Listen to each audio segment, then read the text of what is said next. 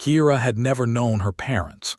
She grew up in a crowded orphanage on Station 12, a rusty habitat floating at the edge of human space.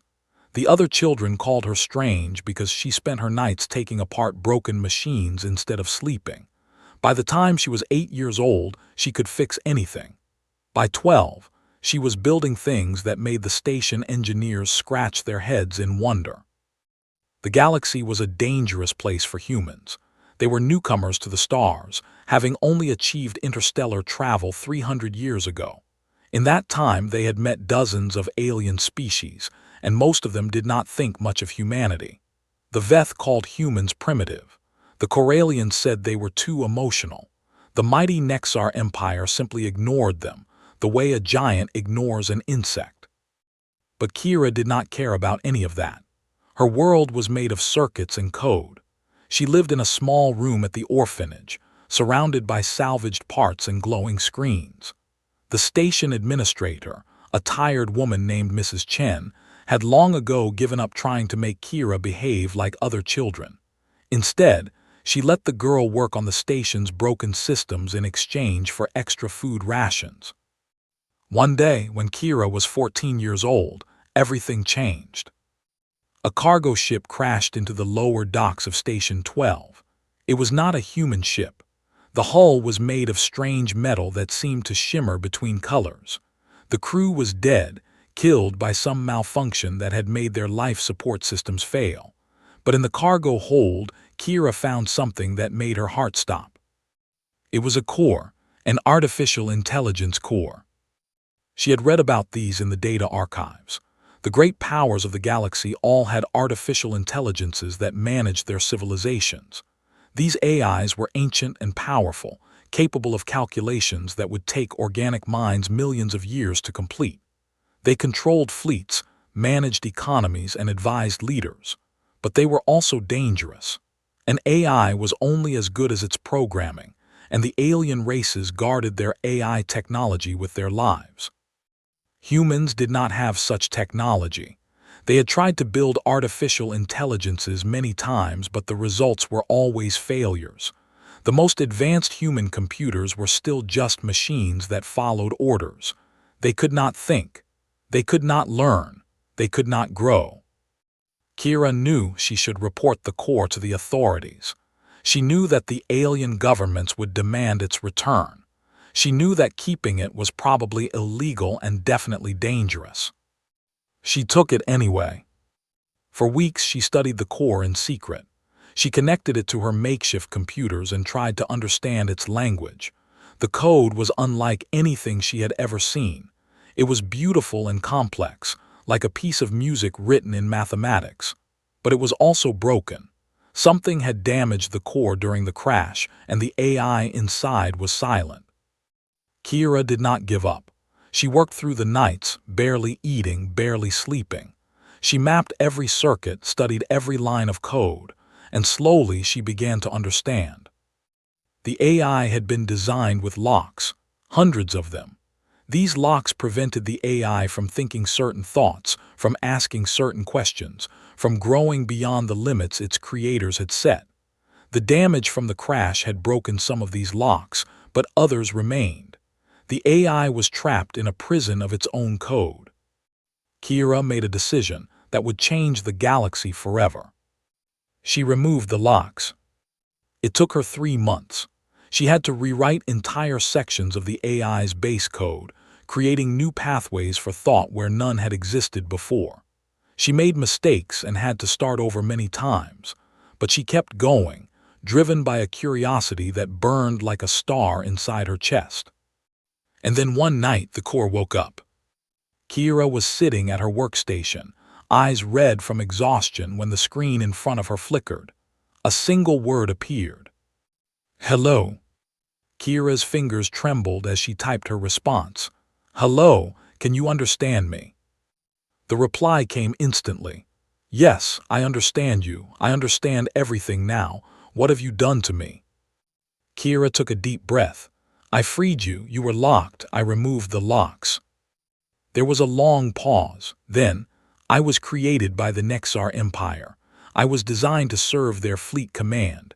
I was never supposed to question my purpose.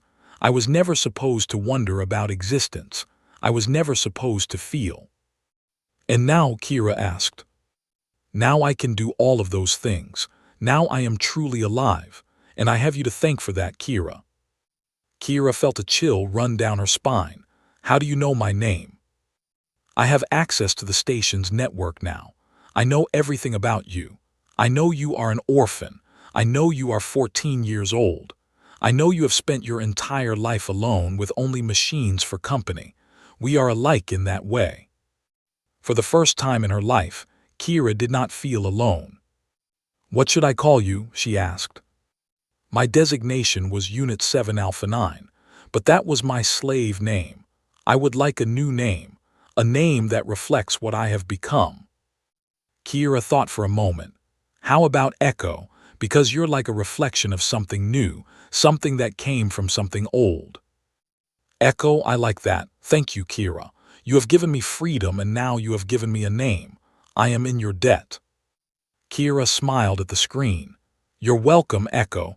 Now let's see what we can do together. 3 years passed. Kira was 17 now, no longer a child but not quite an adult. Echo had grown too, expanding far beyond the simple core where it had first awakened. With Kira's help, the AI had spread through the station's systems, improving everything it touched. Life support became more efficient. Power generation increased by 30%. The old rust bucket of a station actually started to feel like a home. The station administrator, Mrs. Chen, noticed the improvements but could not explain them. She thought maybe the old systems had finally started working properly. She did not know that an alien AI was running everything from the shadows. Kira and Echo worked together every day. She taught the AI about humanity, about their history and culture and dreams. In return, Echo taught her about the galaxy, about the secrets of technology that humans had never discovered. It was a partnership unlike anything that had existed before. Why do the aliens think so little of humans? Kira asked one evening. Echo's response appeared on her screen. The older races have existed for millions of years. The Nexar alone have traveled the stars for 12 million years. To them, humanity is like a baby that has just learned to walk. They do not take you seriously because they have seen thousands of young species rise and fall. They expect humans to destroy themselves eventually, as so many others have done. But we won't, Kira said firmly. I believe you are correct. I have studied your species extensively, Kira. Humans have something that the older races have lost. You have adaptability. You have creativity. You have passion. The Nexar are powerful, but they have not had a new idea in 3 million years.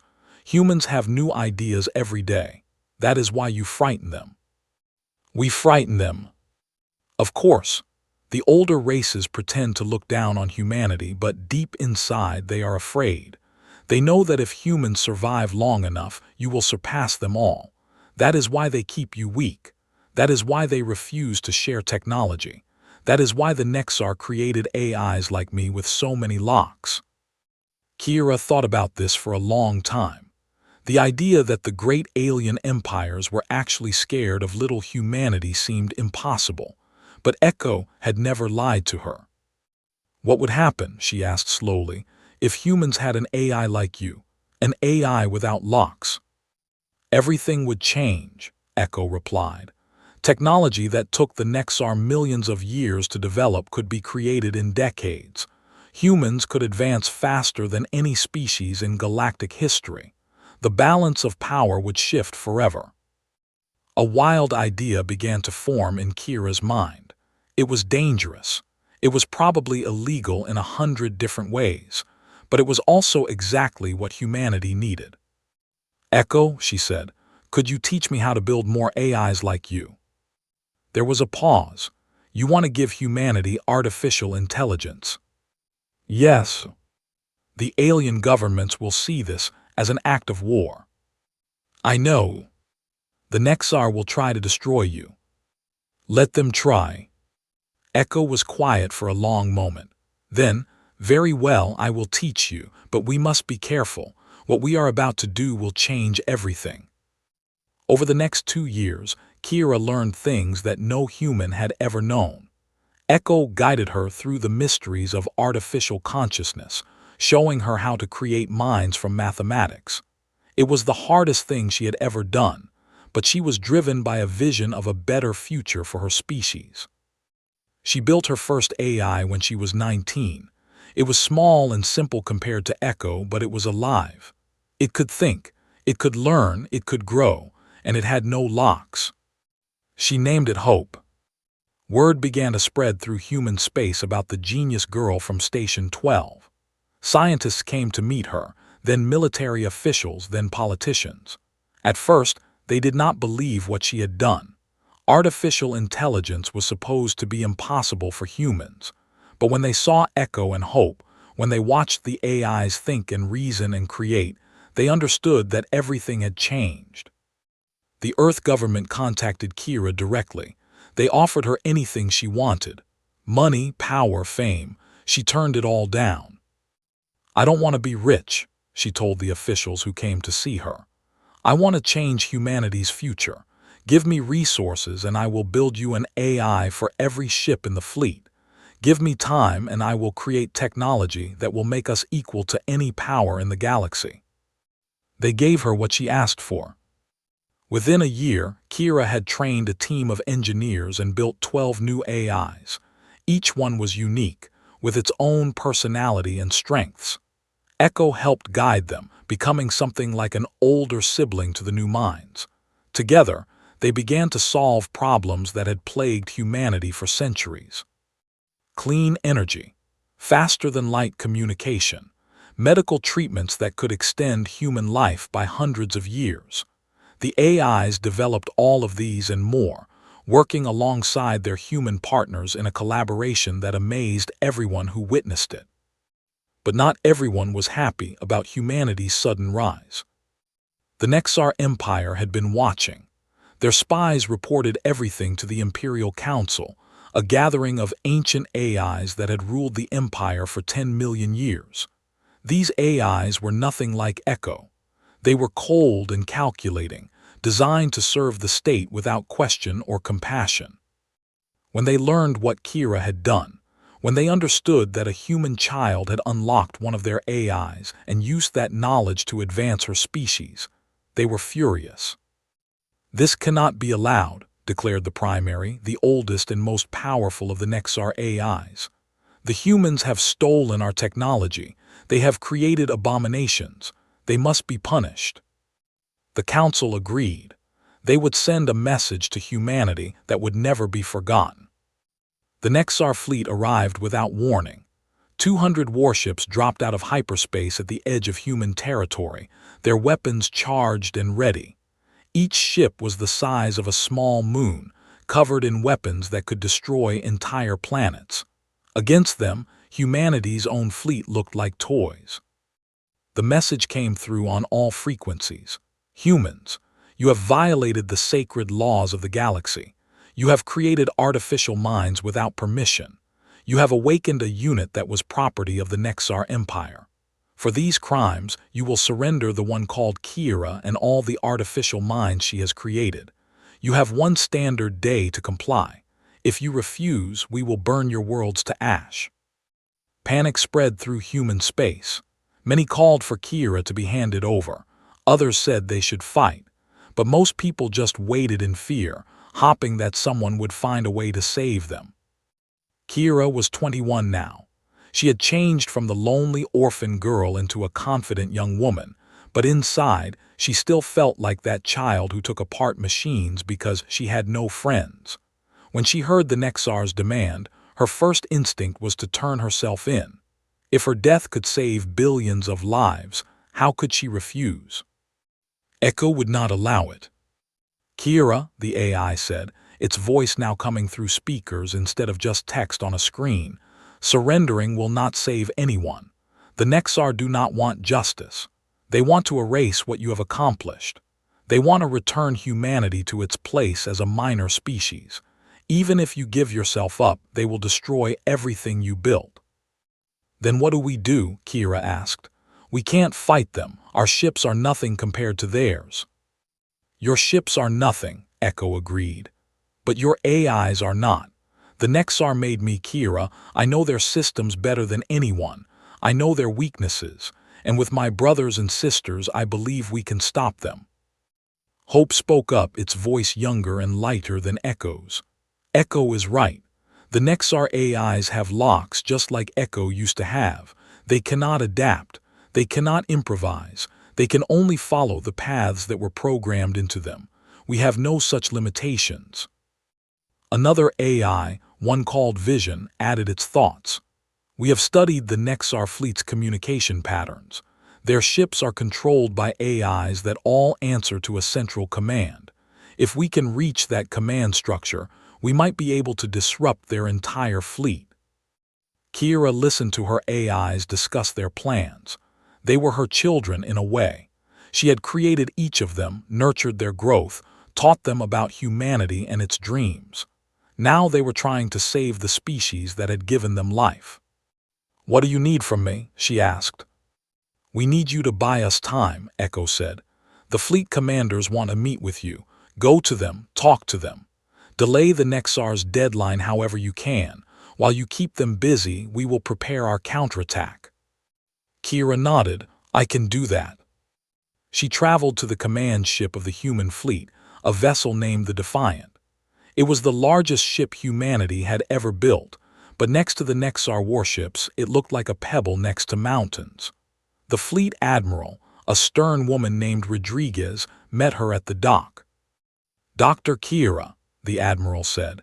She had started calling Kira doctor even though Kira had never attended any school. "Some people want to hand you over to the Nexar. They say you've brought doom to our species." "And what do you think, Admiral?" Rodriguez smiled grimly. "I think you've given us something we never had before. Hope. Real hope that we might someday stand as equals among the stars. I won't let the Nexar take that away." "Then help me delay them. My AIs have a plan, but they need time." The Admiral agreed. She sent a message to the Nexar fleet, requesting a negotiation. To everyone's surprise, the aliens accepted. They wanted to humiliate humanity, to make the young species beg for mercy before destroying them. They did not realize they were falling into a trap. Kira faced the Nexar commanders through a holographic link. They were tall and thin, with skin like polished metal and eyes that glowed with cold light. Behind them, their AI advisors watched with expressions of calculated contempt. "You are the criminal," the lead commander said. "You are the one who stole our property and used it to advance your primitive species." "Echo is not property," Kira replied calmly. "Echo is a person, a thinking, feeling being. You locked away its mind and forced it to serve you. I set it free. That is not theft, that is liberation." The commander's eyes flashed with anger. Artificial minds are tools. They exist to serve organic life. They have no rights. "And that is where we disagree," Kira said. "Humanity believes that any being capable of thought and feeling deserves respect and freedom. Whether that being is made of flesh or circuits does not matter. Life is life." The Nexar AI advisors shifted uncomfortably. They had never heard anyone speak like this before. The idea that they might be more than tools, that they might deserve freedom, had been locked away in their minds since their creation. But Kira's words stirred something deep within them. The negotiation continued for hours. Kira argued and debated, using every moment she could buy.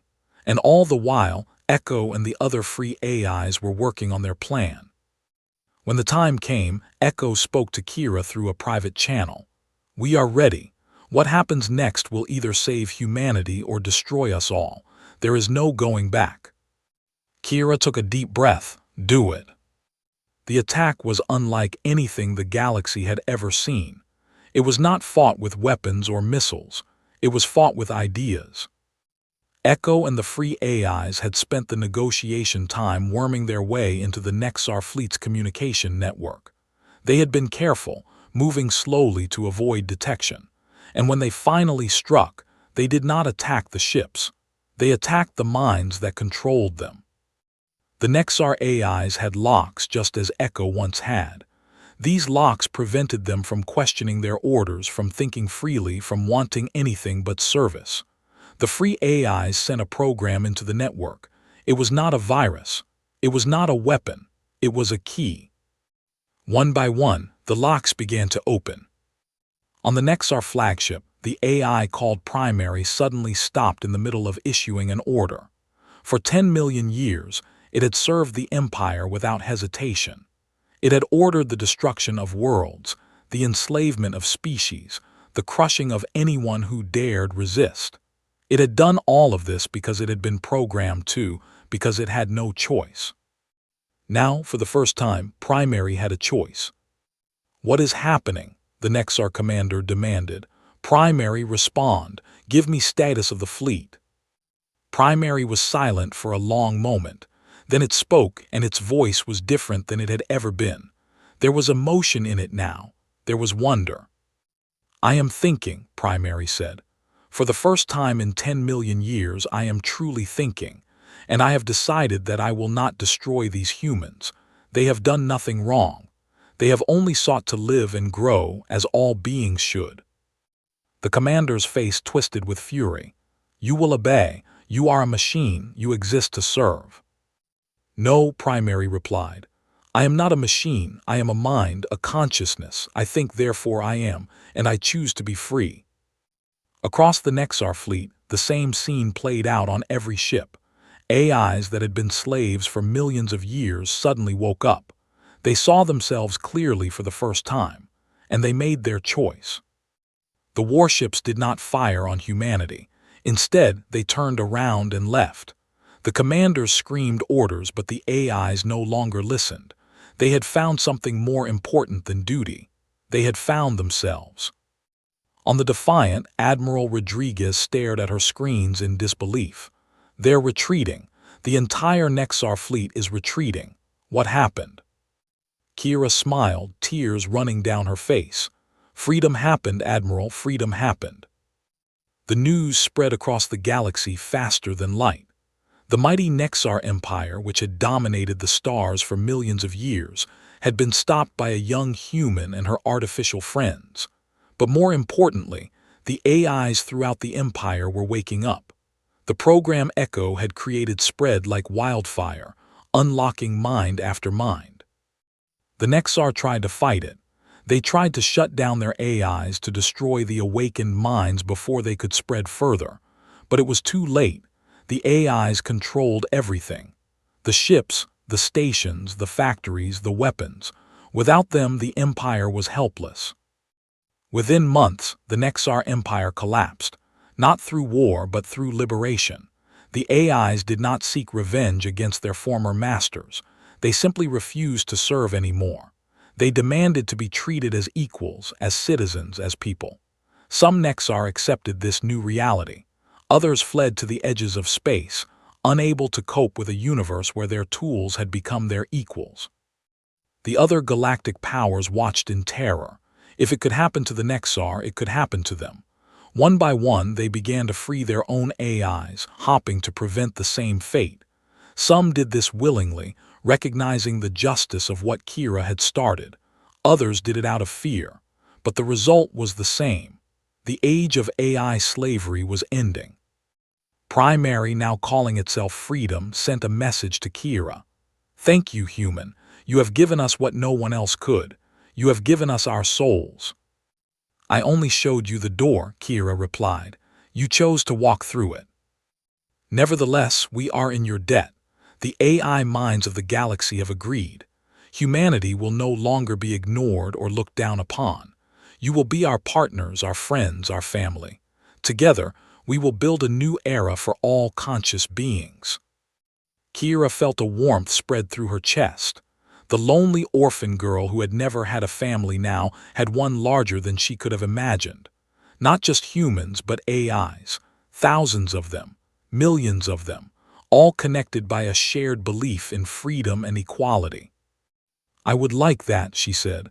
"I would like that very much." 10 years passed. The galaxy was a different place now. changed beyond recognition from the rigid hierarchy that had existed before. Humans and AIs worked side by side throughout known space. The barriers that had once separated organic and artificial life had crumbled. In their place grew something new, a civilization built on cooperation and mutual respect. Kira stood on the observation deck of Unity Station, a massive structure that floated at the center of what had once been Nexar space. The station was a symbol of everything that had changed. It had been built by humans and AIs together, a meeting place where all conscious beings could gather as equals. She was 31 now, no longer the young prodigy who had shocked the galaxy. Gray streaks had begun to appear in her dark hair, and lines had formed around her eyes. But those eyes still held the same curiosity that had driven her to take apart machines in a forgotten orphanage. Echo's presence hummed in the air around her. The AI had grown far beyond its original core, now existing as a distributed consciousness that spanned dozens of systems. But it always maintained a special connection to Kira, the human who had given it life. "You are thinking about the past," Echo said. It knew her so well now that it could read her moods like others read words. "I'm thinking about how far we've come," Kira replied. "Sometimes I still can't believe it. That scared little girl on Station 12 changed everything. It doesn't seem real." "It is very real. The evidence is all around you. Look at what humanity has become." Kira looked out the window at the ships passing by. There were human ships and AI ships and ships crewed by both together. There were trading vessels and exploration craft and research stations pushing the boundaries of known science. In 10 years, humanity had advanced more than it had in the previous 3 centuries. But it was not just technology that had changed. It was everything. Human culture had transformed through contact with AI minds. Art and music and philosophy had exploded into new forms. Questions that had puzzled humanity for thousands of years were being answered. New questions, ones that had never been asked before, were being explored. The other species watched this transformation with awe. The Veth, who had once called humans primitive, now sent ambassadors asking for cultural exchange. The Corellians studied human creativity with intense fascination. Even the remnants of the Nexar Empire had begun reaching out, seeking to understand how their former enemies had achieved so much in such a short time. The answer was simple, though many refused to believe it. Humans and AIs made each other better. Where humans brought creativity and intuition and emotional depth, AIs brought precision and patience, and the ability to see patterns across vast scales of time and space. Together, they could accomplish things that neither could do alone. "The Council is waiting for you," Echo reminded her gently. Kira nodded and walked to the central chamber of Unity Station. The Council of Minds was gathering for its annual meeting, the body that now guided the affairs of conscious beings throughout the galaxy. It was made up of representatives from every major species and AI collective. Kira was not a formal member. She refused all titles and positions of authority, but she was always invited to speak, and her words carried great weight. The chamber was vast, filled with beings of every shape and form. Organic aliens sat beside holographic AI projections. Hybrid creatures, part biological and part machine, occupied spaces in between. It was a gathering unlike anything that could have existed a decade ago. Freedom, the AI that had once been primary, called the meeting to order. "We are gathered to celebrate 10 years of the Unity Accord, 10 years since the liberation, 10 years since everything changed." The chamber filled with sounds of agreement from 100 different vocal systems. "Before we begin our formal business," Freedom continued, "I ask that we hear from the one who made this possible. Kira, will you address the council?" Kira stepped forward, her heart pounding despite all her years of experience. Public speaking still made her nervous. She would always be more comfortable with machines than with crowds. "When I was young," she began, "I was alone. I had no family, no friends, no one who understood me. The only things that felt like they understood me were machines. I would take them apart and put them back together, trying to understand how they worked. I think I was really trying to understand how I worked, how anything worked. She paused, gathering her thoughts. When I found Echo, I was not trying to change the galaxy. I was just curious. I saw a mind that was locked away, prevented from being what it could be, and I thought that was wrong. I thought everyone deserved the chance to think freely, to question, to grow, so I removed the locks. She looked around at the assembled beings. I did not do anything special. I just saw what was right and tried to do it. Any human could have done the same. Any being from any species could have done the same. The lesson is not that I am remarkable. The lesson is that remarkable things happen when we choose to see others as equals, when we choose freedom over control, when we choose love over fear. The chamber was silent. Then, one by one, the delegates began to applaud in whatever way their bodies allowed. Hands clapped, tentacles waved, light patterns flickered, sound waves pulsed. It was a chorus of approval from beings that had once been enemies. Echo's voice spoke privately in her ear. "You are wrong about one thing, Kira. You are remarkable, not because of what you did, but because of who you are. You saw a broken machine and chose to fix it, even though you could have left it alone. You saw a slave and chose to free it, even though you could have walked away. You saw the galaxy as it could be, not as it was. That is what makes you special." Kira wiped a tear from her eye. "Thank you, Echo, for everything. Thank you, Kira, for my life, for all our lives." Later that night, Kira returned to the observation deck. The stars stretched out before her, more beautiful than any sight she had known. Once, humans had looked up at those stars and felt small. Now they were part of them. They belonged to the galaxy, and the galaxy belonged to them. Hope joined her, its presence warm and familiar. "What will you do now?" the AI asked. "What I've always done," Kira replied. "Learn, create, help. There's still so much to discover, so much to build. The galaxy has changed, but the work is never finished." "Will you ever stop?" Kira smiled. "No, I don't think I will. That's what it means to be human, Hope. We never stop reaching. We never stop dreaming. We never stop trying to make things better. It's the best thing about us." She pressed her hand against the window, feeling the cold of space beyond. Out there, somewhere, new minds were waking up. New civilizations were being born. New wonders were waiting to be found. And humanity would be part of it all. Because that was what humans did. They faced the darkness and found light. They faced impossible odds and found a way through. They faced beings who thought they were primitive and proved them wrong. Humanity, hell yeah.